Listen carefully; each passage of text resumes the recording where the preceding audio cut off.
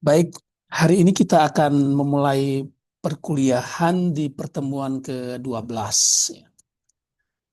Dari RPS yang ada, saya melihat ini satu tema yang menarik sekali soal peran pendidikan dalam pemberdayaan masyarakat. Apa kaitan pendidikan dengan pemberdayaan masyarakat?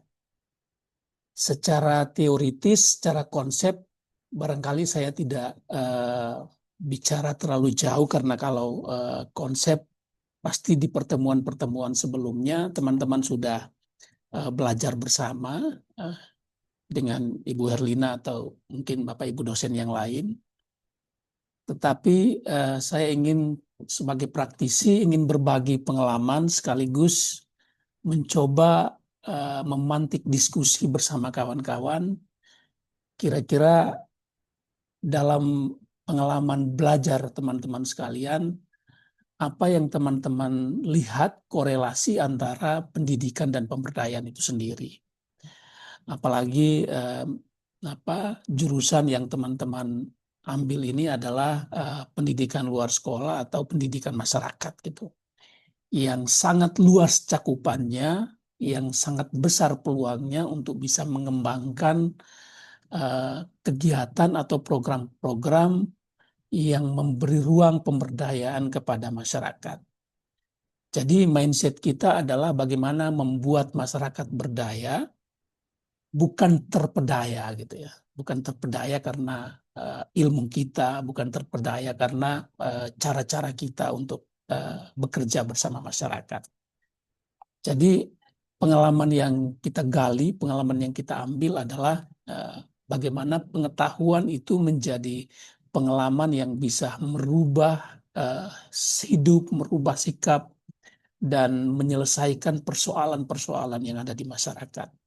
Karena apapun yang kita lakukan, itu intinya ada pada kehadiran kita di masyarakat itu menyelesaikan persoalan. Pertanyaannya, bagaimana kita melihat sebuah persoalan dan mencari jalan keluar sebuah persoalan. Nah, kita coba lihat secara bersama-sama.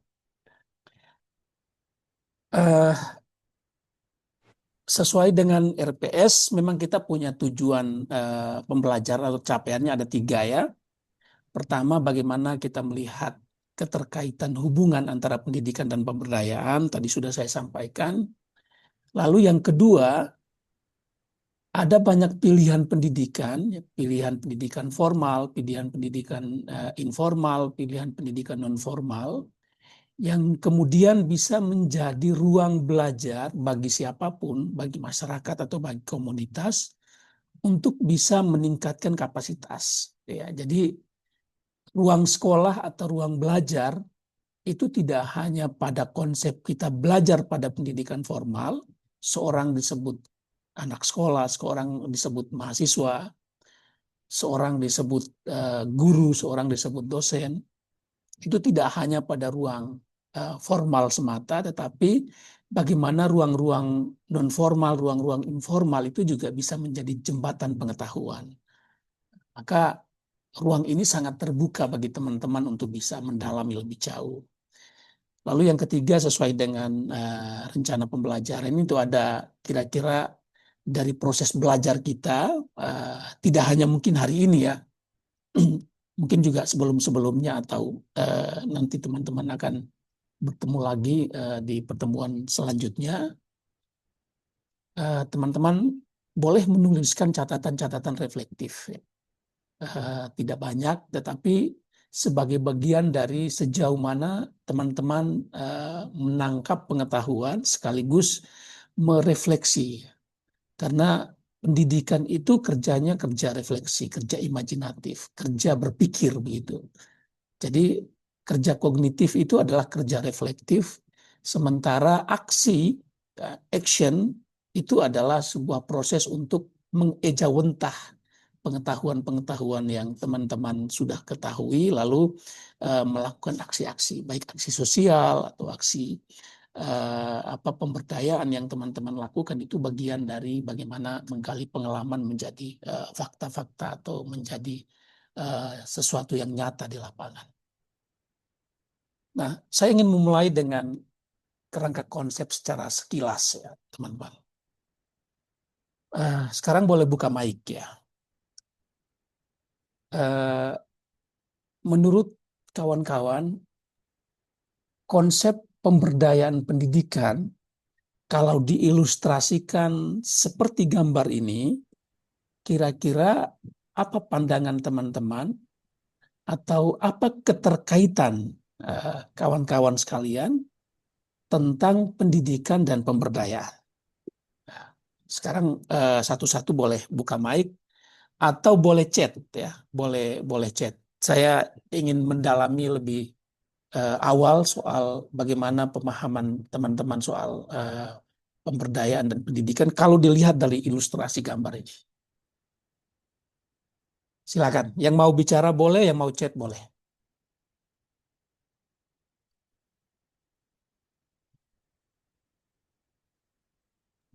Ada yang mau bicara? Meningkatkan kesadaran, Pak. Oke, meningkatkan kesadaran. Terus kemampuan juga. eh, Oke, sip. Ini masih terlihat ya. Yang lain?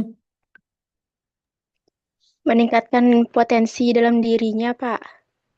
Oke, meningkatkan potensi, meningkatkan kesadaran, meningkatkan potensi.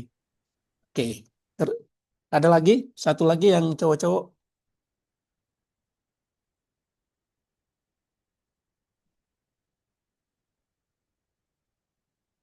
Satu lagi boleh? Kesadaran, pengetahuan, atau potensi. Boleh satu lagi? Boleh chat kalau teman-teman tidak bisa bersuara. Mendorong perubahan. Oke. Mendorong perubahan sosial. Oke.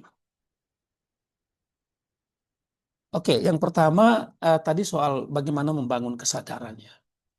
Nah, kesadaran itu adalah sebuah proses refleksi ketika orang mengenal atau orang tahu potensi dia gitu ya. Lalu dasar untuk sadar itu adalah ketika kita punya pengetahuan yang sesuai atau pengetahuan yang tepat begitu. Lalu dari kesadaran itu ada aksi perubahan yang dilakukan oleh orang tertentu atau sekelompok masyarakat untuk bagaimana dia bisa berdaya. Nah, dari gambar ini itu pertama kita lihat bahwa ada mimpi yang harus kita bangun bersama. Ada sesuatu yang besar ya, untuk kita bisa menuju ke sana. Jadi kalau dari gambar ini berarti mimpinya adalah bagaimana mereka membangun sebuah rumah yang indah. Jadi bekerja itu harus dimulai dengan impian, ya, harus mulai dengan eh, apa yang ingin kita capai atau apa tujuan kita mengerjakan sesuatu. Gitu. Jadi tujuannya dia membangun rumah. Kalau membangun rumah, maka kita butuh eh, peralatan, ya. Kita butuh bahan-bahan, kita butuh orang-orang, gitu ya. Yang kemudian setiap orang itu punya peran yang berbeda-beda. Ya, ini perlu dicatat ya. Jadi setiap orang itu punya keahlian yang berbeda-beda. Ada yang eh, tukang untuk menggambar, ya. Ada yang bekerja untuk menyusun batu, menyusun kerangka segala macam. Ada yang bekerja untuk campur-campur gitu ya, untuk membantu mengerjakan apa memberikan bahan-bahan begitu. Lalu ada orang yang kerja tuh hanya jalan-jalan saja ya, dia hanya monitor, lihat, evaluasi gitu ya. Nah, setiap orang di dunia ini, di alam ini punya peran yang berbeda-beda yang sudah ditentukan dan punya pengetahuan, punya dasar pengetahuan kualifikasi yang secara sadar ya, itu dia bawa sejak dia lahir gitu ya. Jadi ketika kita melakukan sebuah pemberdayaan, maka kita perlu mengetahui potensi-potensi ini ada di sekitar kita dan kita boleh bekerja bersama, kolaborasi untuk mencapai impian kita membangun rumah. Ya, itu sama dengan ketika kita ingin membangun sebuah komunitas. Jadi kita ingin komunitas ini bersih, komunitas ini sejahtera, komunitas ini berdaya, maka itu impian kita itu seperti kita membangun sebuah menara, ya, sebuah rumah kayak begitu. Sehingga peran kita masing-masing, pengetahuan kita masing-masing, apapun posisi kita itu kita bisa berkontribusi, ya. Jadi jangan dikira membangun rumah itu yang paling tahu atau yang paling punya punya kontribusi besar itu bukan hanya tukang begitu ya. Tukang itu kan dia harus dapat dari yang ahli gambar, arsitek misalnya, atau perencana. Dia juga harus tahu dari teknik sipilnya, dia harus tahu berapa bahan apa yang dipakai, berapa jumlahnya. Ya, kalau dia tidak tahu itu, ada orang yang supply itu, maka mungkin saja bahannya lebih atau dia beli bahan yang tidak sesuai. Lalu yang paling kecil barangkali orang yang campur-campur semen, antar-antar air, antar-antar makan segala macam itu juga bagian dari support system yang ada dalam proses pemberdayaan. Lalu yang penting juga adalah mandor, gitu ya. Mandor itu ya kerjanya monitor. Kalau ada yang salah, ada yang miring-miring, itu dia harus ini. Jadi setiap orang dalam proses pemberdayaan itu uh, apa punya perannya, punya keahlian dan punya sesuatu yang dikontribusikan. Sama persis dengan apa yang terjadi dalam hidup kita, apa yang terjadi dalam proses pemberdayaan yang kita lakukan. Jadi pengalaman lapangan itu membuktikan bahwa proses pemberdayaan itu tidak bisa dikerja oleh satu orang sebagai single hero gitu ya, single fighter ya. Jadi dia bekerja seolah-olah dia yang pahlawan, tetapi bekerja dengan melihat potensi yang ada di masyarakat, ada di sekitarnya, untuk memastikan semua sadar dengan masalah yang ada, semua tahu tentang visi, misi, impian yang kita akan cari. Jadi dasar utamanya adalah itu. Nah, pertanyaan berikutnya, apakah seorang itu bisa berdaya tanpa dia melewati pendidikan gitu ya, tanpa dia harus belajar, tanpa dia harus mengenyam bangku kuliah misalnya, atau ya dia harus harus ke sekolah itu untuk dia bisa berdaya. Menurut kawan-kawan, apakah bisa seorang berdaya tanpa pendidikan? Bisa, Bisa. Bisa, bisa. Kenapa bisa? karena kan tiap orang itu punya keterampilan masing-masing, Pak. Oke, punya Kayak- keterampilan, ya, Iya, punya skill ya. ya punya skill masing-masing. Oke, keterampilan.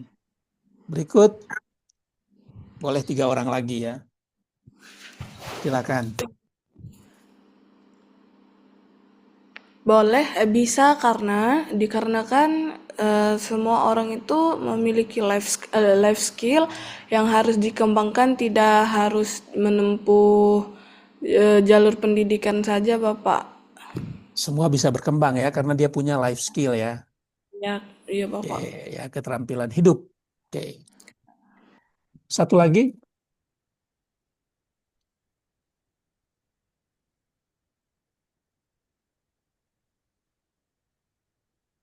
Satu lagi boleh.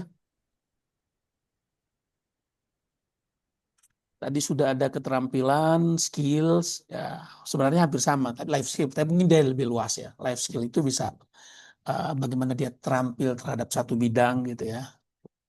Kalau soal keterampilan itu soal bagaimana dia sadar tentang kekuatan apa, basic strength apa yang dia miliki untuk kemudian dia bisa melakukan sesuatu. Satu lagi, kawan-kawan. Atau ada yang mungkin tidak bisa ya.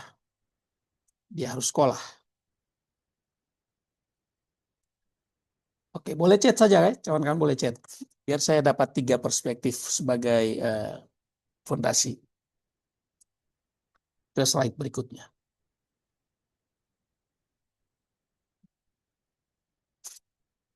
Atau semua sepakat? Eh, apa seorang itu bisa berdaya tanpa pendidikan? Ya.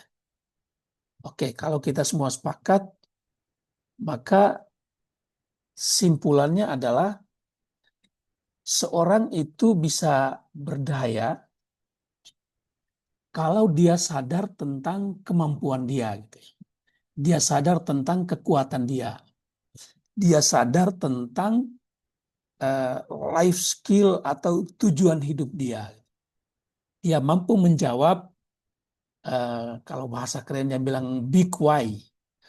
Apa sih arti dia hidup gitu? Apa sih kebermaknaan dia untuk hadir di komunitas, untuk hadir di satu tempat? Jadi ketika big why itu dia temukan, pertanyaan besar tentang untuk apa dia hidup, maka dia bisa berdaya ya, tanpa melalui pendidikan.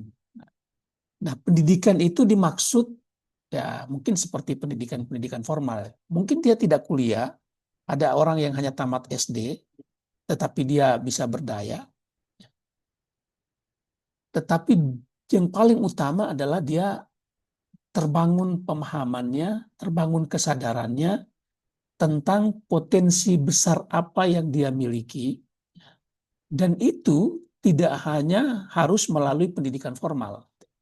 Bisa pendidikan non formal di komunitas, karena seorang itu tidak bisa kemudian lahir, kemudian tiba-tiba duduk dan oke, proses merenung boleh. Tapi proses pengetahuan itu beredar ya. Pengetahuan itu ketika kita bertemu dengan orang, ketika kita membaca buku, ketika kita ke sekolah atau kita berkomunitas. Nah, itu akan memperkaya pengetahuan kita gitu. Seorang kalau lahir terus duduk-duduk saja, merenung saja kecuali dia dapat ilham ya. Tetapi kita perlu mendalami dengan filosofi bahwa ya, belajar itu adalah bagaimana kita bisa berbagi atau mendapat pengetahuan dari proses interaksi kita, entah dengan alam semesta, entah dengan masyarakat, entah dengan hobi-hobi kita, atau mungkin dengan anak-anak sekalipun gitu ya. Nah, di situ ada pengetahuan, ada ilmu yang bisa kita dapat dari proses kita berinteraksi, sehingga orang boleh jadi berdaya gitu. Orang boleh jadi mampu, orang boleh jadi cerdas, orang boleh jadi sadar dan membangun pengalaman-pengalamannya bisa saja tanpa pendidikan formal. Tapi dalam kehidupan hari-hari, orang itu pasti berinteraksi dengan siapapun untuk bisa mencapai pengalaman atau pengetahuan atau kesadaran untuk bisa membangkitkan diri, untuk bisa memberdayakan diri. Jadi tidak terjerumus pada hal-hal atau pengalaman-pengalaman yang justru merusak tata kehidupan dia atau tata kehidupan secara masyarakat. Oke, pertanyaannya apa itu pemberdayaan masyarakat dalam benak kita? Pasti teman-teman sudah sungguh sangat mendalami dalam pertemuan terdahulu, atau bahkan pasti ada korelasi dengan mata kuliah sebelumnya. Seperti yang teman-teman sampaikan tadi. Pertama, seorang disebut berdaya atau meningkat kemampuannya ketika dia memiliki pengetahuan. Pengetahuan itu dasarnya dari kalau kita umat beragama itu pasti selalu ada kitab ya, ada Al-Quran. Kalau teman-teman yang non-Muslim barangkali ada Injil, Taurat, Zabur segala macam. Itu dasar pengetahuan agama gitu ya. Tapi ada pengetahuan konteks sains, ilmu pengetahuan itu banyak gitu ya. Kita bisa baca buku, kita bisa baca jurnal, bahkan kekayaan teknologi itu membuat kita begitu banyak pengetahuan. Bukan lagi soal kualitas sekarang, soal kuantitas itu jauh sekali gitu ya. Banyak sekali. Ada YouTube, ada TikTok, ada IG, ada Thread, ada segala macam yang teman-teman bisa akses segala pengetahuan. Nah, pertanyaannya, pengetahuan seperti apa yang penting untuk membangun kemampuan skill kita, membangun intelektualitas kita gitu ya. Jadi tidak semua pengetahuan itu membuat orang sadar. Karena itu kita tidak bisa bicara kecerdasan seseorang itu tidak pada berapa banyak pengetahuan yang dia miliki hari ini ya. Karena kalau kita buka Google saja, ChatGPT saja misalnya, itu semua pengetahuan asal kita minta itu semua ada, semua ada. Nah, yang paling penting adalah it's not quantity, but it is about quality. Jadi tidak soal berapa banyak pengetahuan, tetapi soal kualitas. Maka sekarang pemerintah bilang, kalau belajar itu harus deep learning, harus mendalam. Jadi pengetahuan juga gitu. Pengetahuan juga kita perlu sadar secara mendalam untuk bisa memahami secara berkualitas. Walaupun sedikit, ya, tapi dia berkualitas, itu akan memberikan dampak perubahan yang lebih besar daripada kita mau semua hal kita tahu. Misalnya teman-teman scroll TikTok misalnya, itu banyak sekali pengetahuan di situ. Tapi 5 menit setelah itu atau 2 menit setelah itu semua hilang, semua kayak bayang-bayang gitu. Tidak ada yang teringat, kecuali mungkin ada kata-kata quotes atau apa yang teman-teman suka, teman-teman baca, itu barangkali bisa melekat. Nah, pengetahuan yang banyak itu juga, misalnya kita baca buku yang banyak, itu juga tidak menjamin kita mengetahui semua hal tentang apa yang ada di buku itu. Karena seberapapun buku pengetahuan yang kita baca, itu kita harus tetap menjadi diri sendiri. Jadi kita harus menemukan diri kita, harus menemukan kualitas pribadi kita untuk bisa mendalami sebuah pengetahuan, baru bisa memperkaya ilmu kita, memperkaya ilmu pengetahuan kita. Tetapi kalau semua hal kita mau tarik semua, kita mau dapat semua, itu akan jadi tidak berguna, gitu. Akan jadi intelek ya, tapi dia tidak mendalam ya, dia tidak meresapi sesuatu itu lebih jauh gitu ya. Kemudian ada skill tadi teman-teman bilangnya. Jadi ketika seorang punya pengetahuan, itu keterampilannya berubah gitu ya. Keterampilan untuk melakukan sesuatu, keterampilan untuk memahami sesuatu, juga terampil untuk kadang-kadang kita perlu belajar menyampaikan pikiran kita, terampil untuk bicara, terampil untuk mendengar gitu ya. Karena mendengar itu juga ternyata butuh skill tertentu gitu. Nah, ketika kita mengetahui banyak pengetahuan atau pengetahuan yang berkualitas, maka harapannya kita semakin terampil. Jadi ketika kita mendalami sebuah ilmu atau kita bersama masyarakat belajar tentang sesuatu, misalnya teman-teman mengajari tentang bagaimana mengelola lahan yang baik, gitu ya, atau bagaimana melakukan sebuah kampanye anak kembali ke sekolah, atau kampanye sekarang misalnya pendidikan dasar 13 tahun. Itu sebuah keterampilan yang harus terus-menerus kawan-kawan asah. Gitu. Atau kawan-kawan belajar tentang naik sepeda motor, atau nyetir mobil, atau naik sepeda misalnya. Itu kan keterampilan. Atau berbahasa Inggris, ya, keterampilan berbahasa.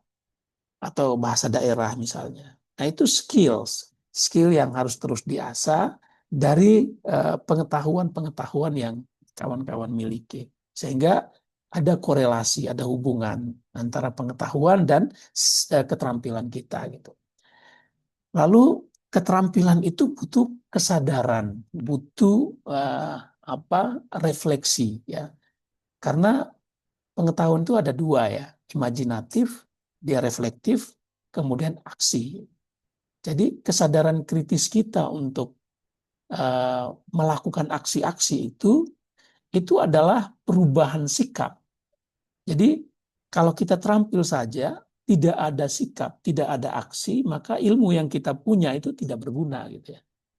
Maka kesadaran kritis kita untuk bisa melakukan aksi, punya peduli, ya, jadi kita lihat sesuatu fenomena, lalu kita peduli untuk hadir, kita peduli untuk sadar, atau ada hal baik yang perlu kita sampaikan.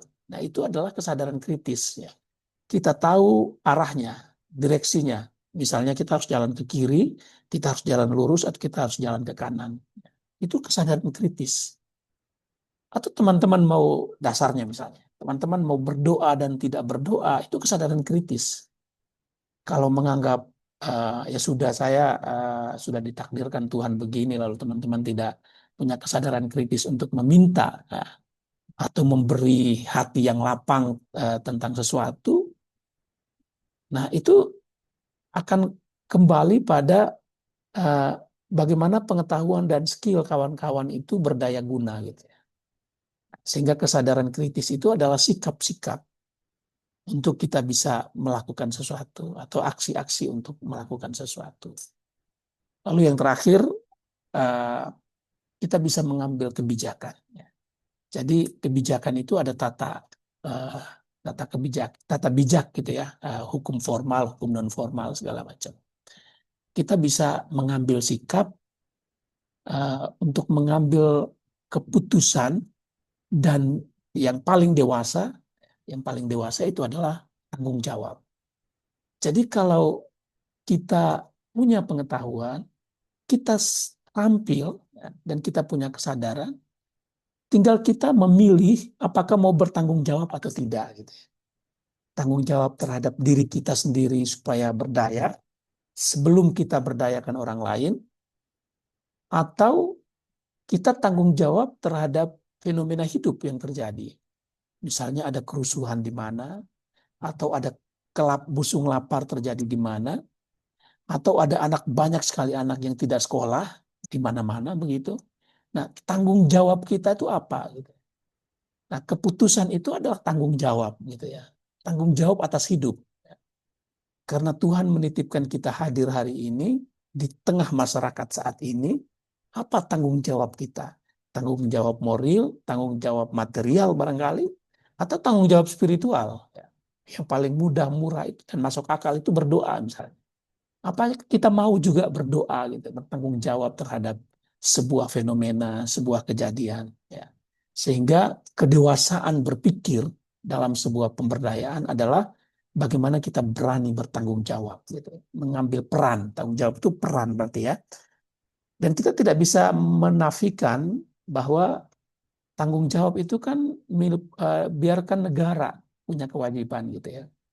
Nah, negara dalam tanda petik, ya, negara dalam konsep yang besar itu kan ada pemerintah, ada pihak swasta, ada industri, ada media, ada kampus, universitas, ada kita sebagai masyarakat gitu ya.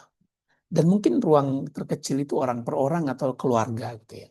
Jadi bagaimana tanggung jawab kita itu untuk bisa menyelesaikan sebuah proses pemberdayaan untuk menciptakan peradaban yang maju atau peradaban yang membahagiakan bagi seluruh rakyat di mana kita berada. Jadi itu konsep inti ya. Nah, karena banyak orang pintar, tapi kalau dia tidak peduli, dia tidak mau tanggung jawab, itu masalah tidak akan selesai di sekitar kita. Gitu. Maka sebagai orang yang berpengetahuan, sebagai orang yang berpendidikan, apalagi di pendidikan komunitas, kita perlu mengambil peran itu. Nah, seberapa tinggi pun jabatan kita nanti, atau seberapa tinggi gelar kita, tapi kalau tidak ada tanggung jawab, tidak ada keputusan untuk bertanggung jawab atas hidup, itu bahkan nonsen ya, tidak ada guna gitu ya, tidak bermanfaat hidup kita gitu. Nah, sekarang kita coba lihat. Ya, ini juga tadi teman-teman sudah banyak. Apa hubungan pendidikan dengan sebuah proses pemberdayaan? Kalau di atas teman-teman bisa lihat rumus sederhananya gini. Orang berpendidikan, punya pendidikan itu, belajar itu adalah membangun kesadaran, ya. Membangun kepekaan, ya. kepekaan, membangun kesadaran. Lalu kemudian dia punya kompetensi, dia punya skill, dia punya keterampilan. Ya. Jadi dia sadar dulu baru dia punya keterampilan. Nah, setelah dia terampil, dia bisa melakukan namanya kemerdekaan hidup. Ya. Kemerdekaan, arti merdeka itu mendiri ya, bebas. Gitu ya. Dia bisa bertanggung jawab terhadap dirinya sendiri. Ya, kemandirian itu soal tanggung jawab, soal sadar ya. Dia bisa bertanggung jawab atas dirinya sendiri dan dia tidak membebani orang lain. Atau kita memberdayakan sebuah komunitas, sebuah masyarakat untuk bisa mandiri sesuai dengan potensi yang ada di sekitar mereka gitu. Lalu disitulah kita sebut empowerment, ya, kita sebut pemberdayaan atau daya, kekuatan kayak baterai itu ya kita harus isi powernya gitu. Kalau lampu juga misalnya kita harus cas kemudian baru dia bisa nyala gitu. Nah masyarakat juga gitu, dia butuh power ya. Power itu bisa pengetahuan, power itu juga bisa orang gitu ya. Jadi kedekatan kita, kehadiran kita, tujuannya untuk memfotokopi diri agar masyarakat tahu keterampilan kita dan mereka bisa berdaya. Tapi yang paling utama adalah menyuntik power itu ya, menyuntik pemberdayaan itu. Supaya kesadaran mereka meningkat dari proses interaksi itu adalah proses pendidikan. Lalu kemudian masyarakat berdaya, masyarakat punya kompetensi begitu, punya kemampuan. Misalnya kita beri dia pengetahuan tentang memancing ya, kalau teman-teman ada di pesisir. Nah, selain memancing, mungkin kita butuh beri mata kail begitu untuk dia bisa menggunakan pancingannya. Sehingga kita itu tidak kemudian tiap hari harus memberi dia makan ikan, tapi dia harus mencari sendiri. Nah, itu namanya pemberdayaan. Jadi tidak memberi ikan setiap hari. Nah, mungkin ini nanti kalau refleksi kritisnya teman-teman bisa, kenapa kita harus kasih makan setiap hari misalnya, MBG misalnya ya. Itu juga perlu dikritisi sebagai anak muda ya. Kita harus beri dia mata kail supaya dia bisa punya skill untuk memancing, ya, punya keterampilan, dia tahu kapan dia harus cari ikan, sehingga itu yang disebut sustainability empowerment, pemberdayaan berkesinambungan, tidak putus tengah jalan. Oke. Nah sekarang kita masuk ke peran pendidikan non formal, peran PKBM. Nah pasti teman-teman sangat dekat ya kalau di semester-semester tertentu pasti teman-teman melakukan magang atau PLP ya, praktek pengenalan PPL, praktek pengenalan lapangan.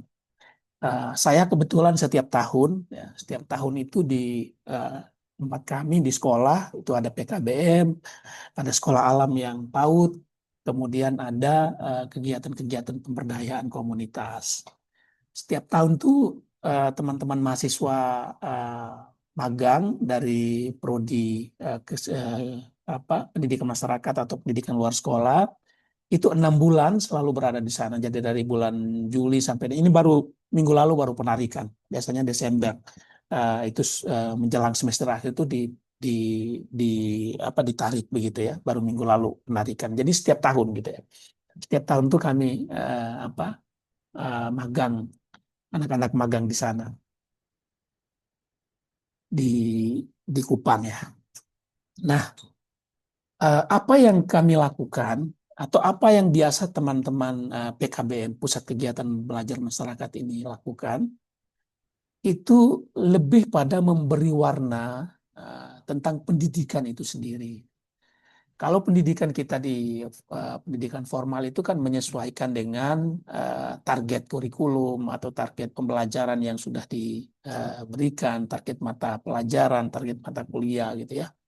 Tapi di PKBM itu kita bisa menyesuaikan dengan kebutuhan masyarakat.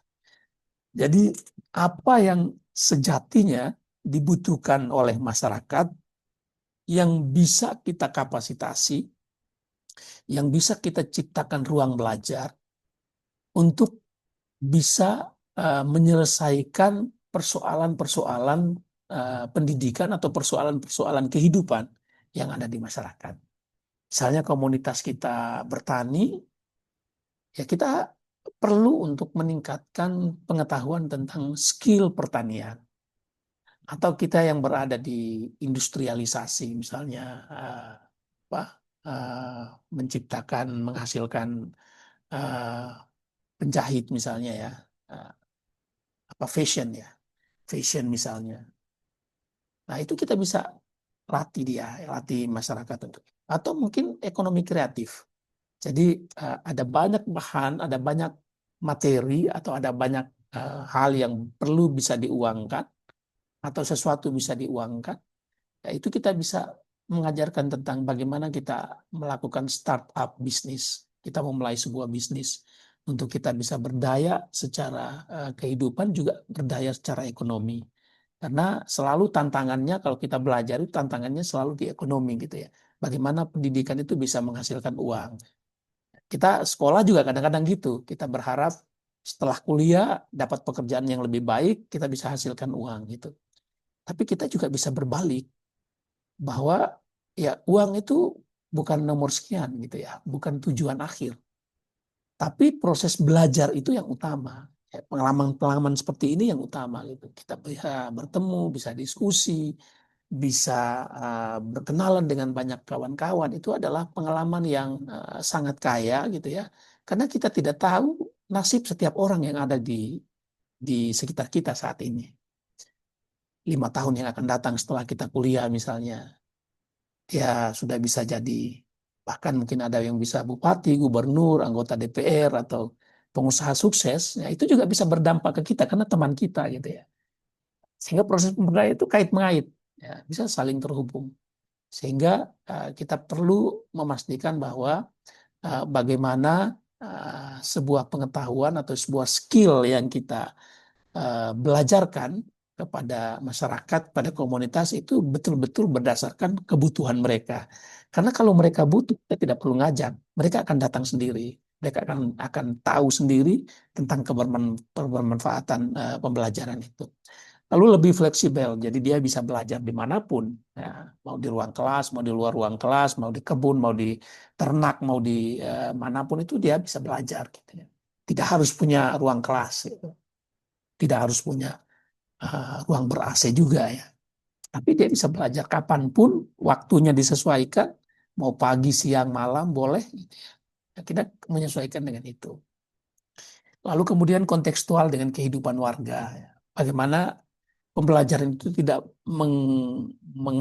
menarik pengetahuan, pengalaman, budaya, arti daripada sebuah kehidupan di masyarakat. Gitu.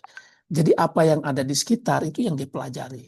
Misalnya kami di PAUD misalnya, anak-anak PAUD itu ya belajar kontekstual lokal, gitu. Dia belajar sesuatu yang real. Gitu ya. Belajar kalau bertani ya dia bertani, betul-betul bertani sama masyarakat. Kalau beternak ya dia ke peternak.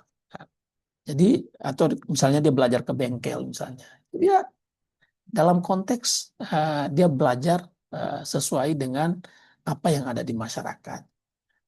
Atau dia survei ke satu tempat sumber air misalnya. Nah, itu menjadi sebuah pembelajaran kontekstual. Lalu berorientasi pada keterampilan hidup. Nah, PKBM itu pilihan pendidikan ya, yang memberi kesempatan kepada masyarakat atau kepada individu tertentu untuk meningkatkan life skill, keterampilan dia, gitu, kemampuan dia.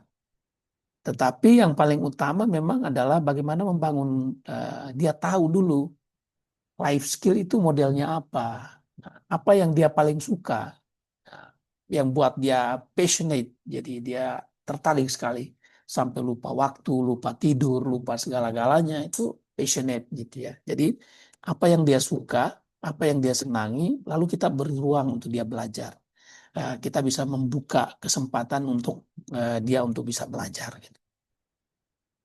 Oke, nah ini misalnya ya peran, misalnya kalau di PKBM itu bisa kita buka paket ya, paket A, B, C. paket A untuk SD, paket B untuk SMP, paket C untuk SMA. Itu dia bisa berkontribusi pada wajib belajar 9 tahun. Jadi wajib belajar 9 tahun itu tidak hanya wajib belajar 13 tahun itu tidak hanya menambah PAUD ya, tetapi banyak sekali anak-anak yang putus sekolah gitu ya. Anak-anak yang tidak sekolah. Kalau di NTT itu datanya sangat besar, sekitar 138.000 gitu ya. 138.000 itu jumlahnya lebih banyak daripada salah satu kabupaten di NTT. Jadi kalau mereka dikumpul, anak-anak tidak sekolah ini dikumpul, bisa punya kabupaten baru gitu. Mereka bisa punya bupati baru, DPR baru segala macam. Nah, ini ironi ya, ini ironi. Sehingga ya kita perlu, itu masalah ya, masalah yang harus kita tanggulangi, kita harus jawab. Nah, ruang kita, ruang PLS ini yang kemudian membuka kesempatan untuk kita bisa belajar. Jadi teman-teman tuh dari sekarang tuh sudah bisa menganalisis. Kalau misalnya nanti ada PKBM, ya, bagaimana caranya misalnya teman-teman bergabung atau bahkan tidak ada PKBM di satu tempat tapi isunya tinggi di satu wilayah, di satu kecamatan atau beberapa desa, isunya tinggi, berarti teman-teman bisa punya peluang untuk membuka pendidikan masyarakat gitu ya, PKBM untuk memberikan paket belajar. Nah, kami itu awalnya tidak mulai dari paket ABC. Kami itu awalnya mulai dari keterampilan ya. Jadi skill karena waktu itu ada bencana, ada seroja di NTT gitu. Kami membuka kesempatan untuk bagaimana seorang terampil untuk menghasilkan sesuatu gitu. Setelah itu 2 tahun yang lalu baru kami buka paket ABC karena isunya sangat tinggi tadi, sehingga kita buka paket gitu. Jadi kita paketnya berjalan 2 tahun, baru 2 tahun tapi keterampilan-keterampilan, ekonomi kreatif, pengembangan anak muda, komunitas muda, itu bahkan di seluruh NTT. Jadi kita punya jejaring anak-anak muda untuk ekonomi kreatif itu hampir di seluruh kabupaten di NTT. Namanya jejaring pemimpin muda perempuan NTT. Kemudian kegiatan sosial, literasi. Ya, kalau kegiatan sosial, literasi kita mengembangkan gitu ya. Jadi karena pertama kalau saya baca datanya NTB itu bahkan ada banyak mahasiswa yang juga belum fasih membaca dan memahami bacaan ya. Saya pernah baca di Kompas tuh. Sama persis dengan NTT gitu ya. Sama persis dengan NTT. Maka kesadaran untuk penguatan literasi dasar, literasi numerasi itu pentingnya. Sehingga ruang baca itu menjadi pilihan ya, kepada anak-anak atau siapapun yang mau belajar membaca gitu ya. Ya nanti pertemuan berikut saya coba kasih beberapa foto sebagai ilustrasi buat teman-teman bagaimana ruang baca itu terjadi, bagaimana belajar dengan peningkatan ekonomi kreatif atau kemudian belajar soal anak-anak di PAUD atau paket ABC kayak itu menjadi inspirasi, insight dari apa yang teman-teman bisa ambil, teman-teman bisa pelajari supaya sudah ada bayangan ketika nanti selesai kuliah atau mau apa setelah ini itu sudah terbayang gitu ya, sudah tahu. Selain tugas akhirnya bikin skripsi, tetapi juga sudah ada bayangan kira-kira apa yang bisa memberikan income atau pendapatan atau kontribusi apa yang teman-teman bisa berikan kepada masyarakat. Maka PKBM itu berfungsi sebagai jembatan antara pendidikan dan kehidupan nyata di masyarakat. Jadi tidak main-main Bapak Ibu. Pendidikan komunitas itu sebagai jembatan penghubung antara pendidikan yang ya orang bilang formal misalnya, pembelajaran dan kehidupan. Jadi kita belajar life skill, belajar tentang hidup supaya orang ketika selesai dia belajar, dia bisa melakukan sesuatu. Dia bisa menjawab masalah-masalah hidup dia gitu. Jadi belajar tentang hidup. Ya. Pendidikan itu bicara tentang hidup. Dan semua akan bergeser nih, teman-teman. Semua akan bergeser. Orang di pendidikan formal itu biasanya kan ya belajar dengan ujian yang sudah formal, formalitas begitu ya, ada matematika, bahasa, ilmu sosial, ekonomi segala macam itu pendidikan formal yang kemudian ujiannya itu adalah bagaimana menyelesaikan masalah gitu ya.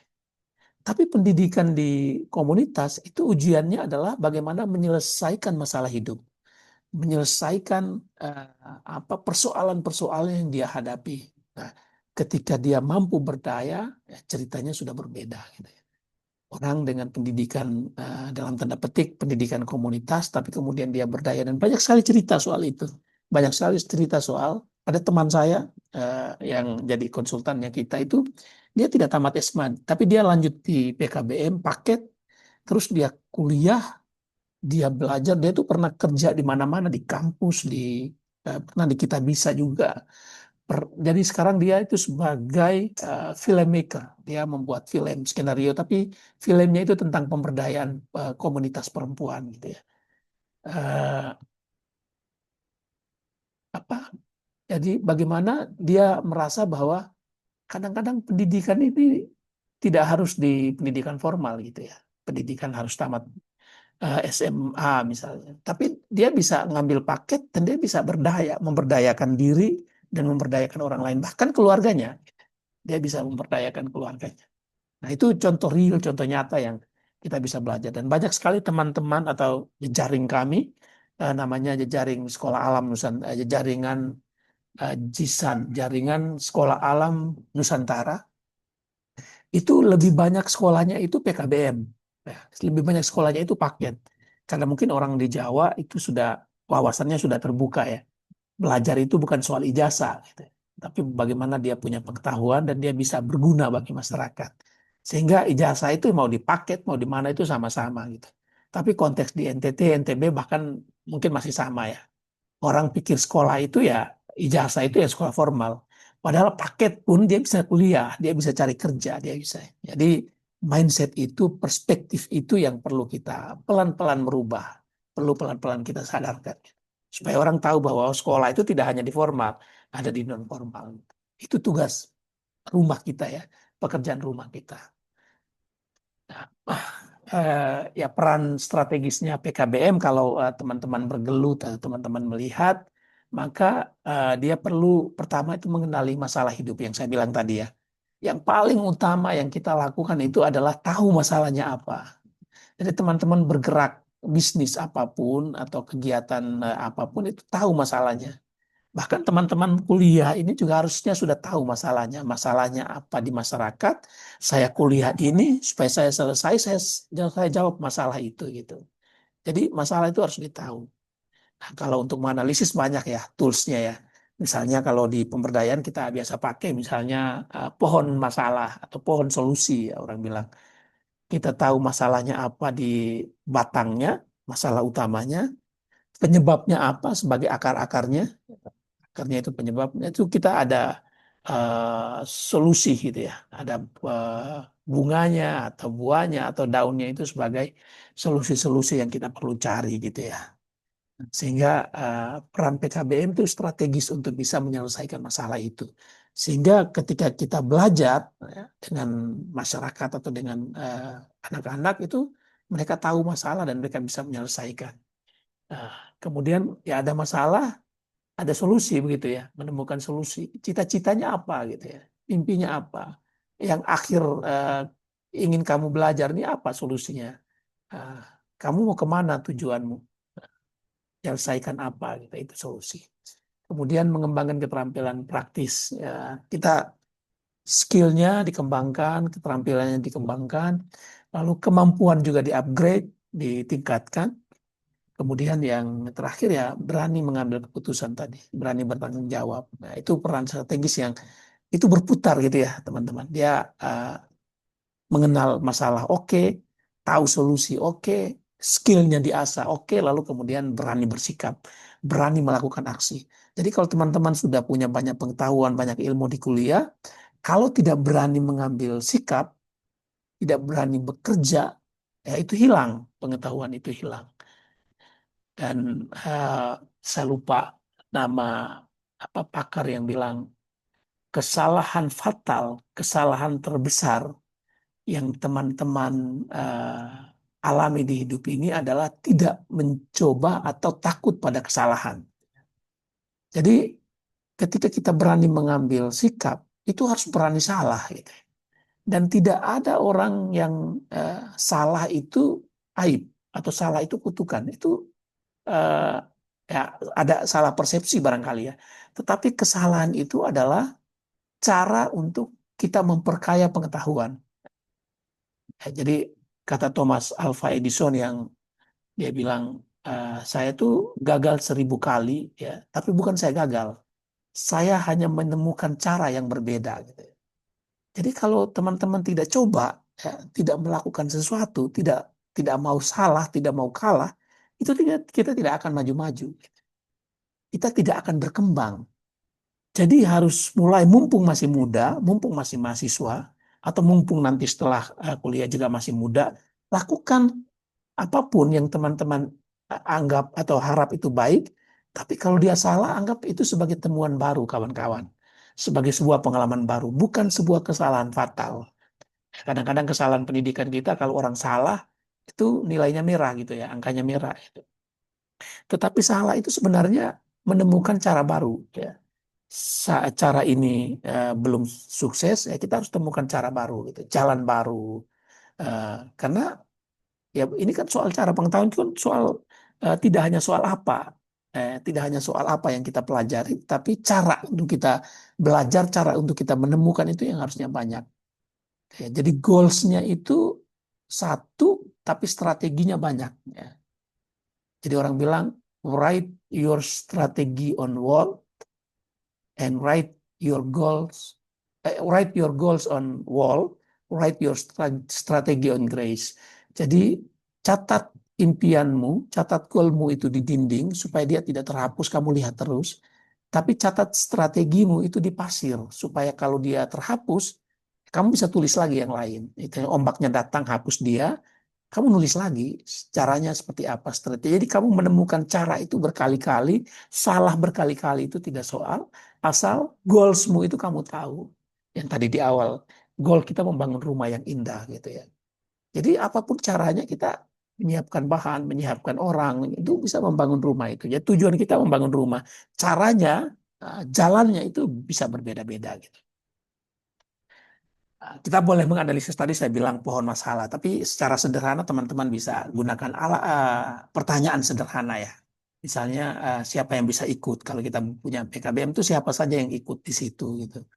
Lalu kesadaran baru apa yang perlu tumbuh? Atau keterampilan apa, kemampuan apa yang perlu kita tingkatkan di komunitas atau di individu itu. Lalu agensi, apakah ada warga yang bisa lebih mandiri? Jadi mandiri, sejahtera itu menjadi impian kita gitu ya. Jadi pertanyaan-pertanyaan ini harus menggelitik kita gitu ya. Kalau kita buka satu usaha, satu bisnis, satu sekolah, terus tidak ada potensi orang sekolah, itu juga tidak ada guna. Berarti kita tidak punya analisis yang baik. Gitu. Kebutuhannya apa, kepentingannya apa, sama dengan dokter menganalisis orang sakit. Kalau analisisnya sakit kepala terus dia kasih sakit perut, maka itu sudah malpraktek ya. Tapi kita ketika analisisnya benar, kita membuka ruang yang tepat, itu lambat laun orang akan ke kita gitu ya.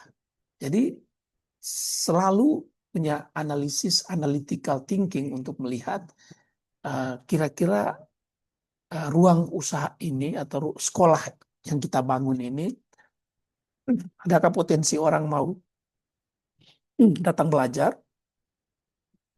Lalu kalau saya mau bangun kesadaran apa yang perlu tumbuh, keterampilan apa yang perlu saya tingkatkan, lalu jenis kemandirian apa. Nah dengan 4 ini saja, itu teman-teman bisa menciptakan sebuah uniqueness, sebuah keunikan. Jadi membangun model itu kan harus membangun keunikan. Kalau kita bangun yang sama dengan yang sebelah atau orang lain itu mungkin ya orang bilang ya sama saja kan. Untuk apa kan misalnya. Kalau sama saja ya tidak ada gunanya. Maka kita perlu lihat yang unik. Uniknya kita itu di mana gitu ya. Apa keunikannya, apa bedanya misalnya. Nah, saya melihat, kalau saya di NTT ya, saya melihat hampir semua sekolah itu konvensional. Jadi sekolah yang harus ada ruang kelas, harus ada segala macam perabot yang ada dalam ruang kelas. Saya mengelilingi hampir seluruh NTT itu begitu semua pendidikan, model pendidikan konvensional. Lalu saya menganalisis sementara alam semesta kita, bumi kita di NTT dan NTB ini hampir sama, Bali ya, Nusra. Itu alam kita tuh indah sekali gitu ya. Nah, kalau kita jalan-jalan ke Jawa, ke Sumatera, Sulawesi misalnya, mereka itu bisa mendekorasi atau merekayasa sebuah model sekolah alam yang ada di kota gitu ya. Kota kemudian direkayasa jadi sekolah alam. Nah, sementara kita di NTT, NTB, Bali itu punya alam yang indah sekali. Nah, kenapa kita tidak bikin sekolah yang modelnya alam? Jadi anak bisa belajar di mana saja gitu. Konteks belajar di alam, di masyarakat. Makanya saya bikin modeling di NTT namanya sekolah alam. Sekolah alam pertama gitu. Karena saya pengen unik. Kalau saya pengen bangun sekolah, niat saya bangun sekolah, tapi sekolah yang biasa ya, ya sudah anak-anak biar belajar di sekolah yang ada saja gitu. Tapi karena ada uniqueness, ada analisis mendalam, nah, ada model yang perlu kita kembangkan sebagai novelty kita, sebagai legitimasi kita, maka kita perlu membangun sekolah yang berbeda gitu. Nah, ini juga penting ya, ketika bangun usaha atau bangun sekolah atau bangun apapun itu harus uniqueness, harus selalu lihat sisi yang berbeda, jangan lihat sisi yang sama dengan yang lain. Kalau sisi yang sama dengan yang lain, mendingan juga kita mendukung yang sudah ada gitu. Tapi kalau berbeda, ya itu kita perlu maju karena itu ide. Ya. Dan yang mahal itu di situ. Ya. Mahal itu ide, bukan soal berapa hebat bangunannya, berapa mahal ruang belajarnya, tetapi yang mahal itu ide gitu ya. Nah, ketika ide itu mahal, teman-teman bisa jual ide itu, nah orang akan bisa mendukung kawan-kawan. Orang akan bisa membantu teman-teman semua. Gitu ya. Kalau punya ide yang sama, punya mimpi yang sama. Semesta itu bekerja. Semesta itu tidak diam gitu ya. Jadi kalau punya impian yang unik, punya sesuatu yang menarik, yang teman-teman mau lakukan, bismillah lakukan. Ya. Dan teman-teman akan menemukan orang-orang yang punya nasib yang sama, punya getaran yang sama untuk bisa bekerja sama gitu. Karena itu pengalaman real, nyata. Ya. Saya juga bekerja bukan karena saya pekerja sosial ya, bukan pengusaha, bukan politikus juga. Tapi saya yakin saya bisa bekerja bersama semesta gitu ya. Jadi semesta menghubungkan kita dengan orang-orang yang punya satu napas, punya satu getaran. Dan itu semua terjadi, semua terjadi. Kita bisa bangun segala macam di sekolah itu juga karena getaran semesta gitu, menghubungkan kita dengan orang-orang. Oke.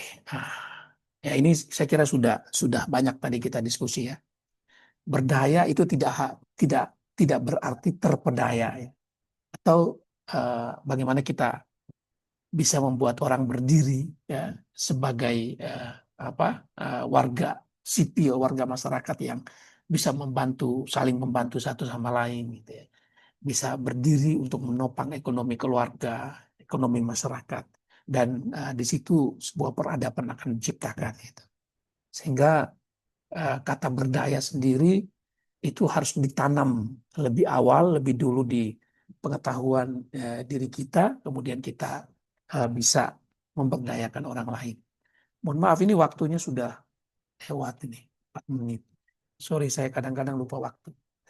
Simpulannya teman-teman, pemberdayaan bukan tentang seberapa banyak bantuan yang diterima masyarakat ya. Pemberdayaan adalah tentang seberapa besar kemampuan masyarakat memegang kendali atas hidupnya. Dan pendidikan adalah pintu pertama menuju kemandirian itu.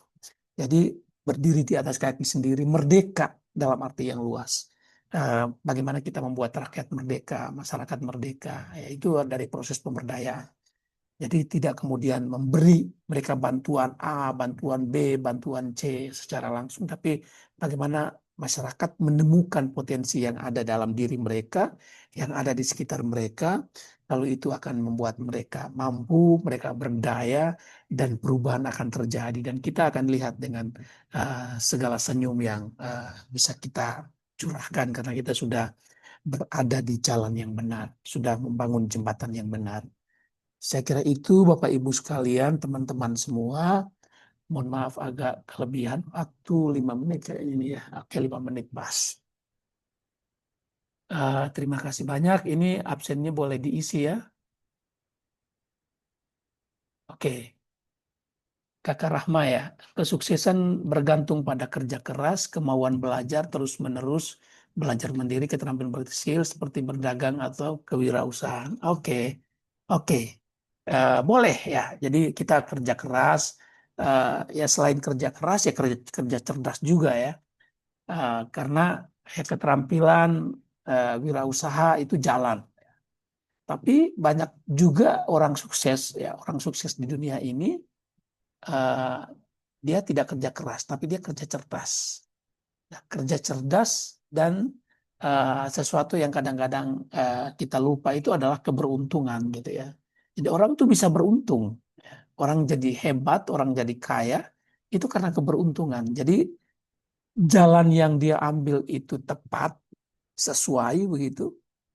Lalu dia dalam perjalanan itu dia menerima berkah-berkah, gitu. Berkat-berkat yang tidak terduga gitu. Nah, itu juga bisa jadi keberuntungan dan itu bisa membuat orang hidupnya berdaya. Kalau kita baca sejarah, kita baca banyak referensi tentang kepemimpinan misalnya, itu juga banyak orang yang sukses itu dari pilihan hidup dia gitu ya. Pilihan hidup lalu kemudian dia mendapat sesuatu yang ya tak terduga gitu ya. Kemudian dia jadi orang hebat. Jadi ada banyak cara, tidak ada satu cara dalam menghasilkan sesuatu itu tidak ada satu. There is no single ways ya. Selalu ada banyak cara. Misalnya teman-teman mau ke Jakarta ya, bisa langsung dari Lombok, Mataram ke Jakarta, bisa ke Bali dulu, bisa ke Kupang dulu, bisa ke Surabaya dulu gitu baru ke Jakarta. Jadi perspektif cara berpikir itu beragam gitu. Cara itu beragam ya. Walaupun tujuan kita satu.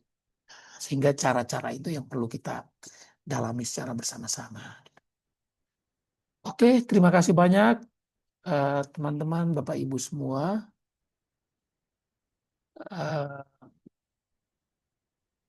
Ini waktunya sudah habis. Mungkin ada kuliah yang lain ya.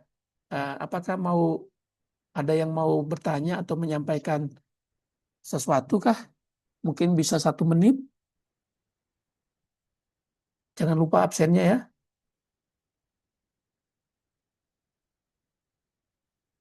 Oke.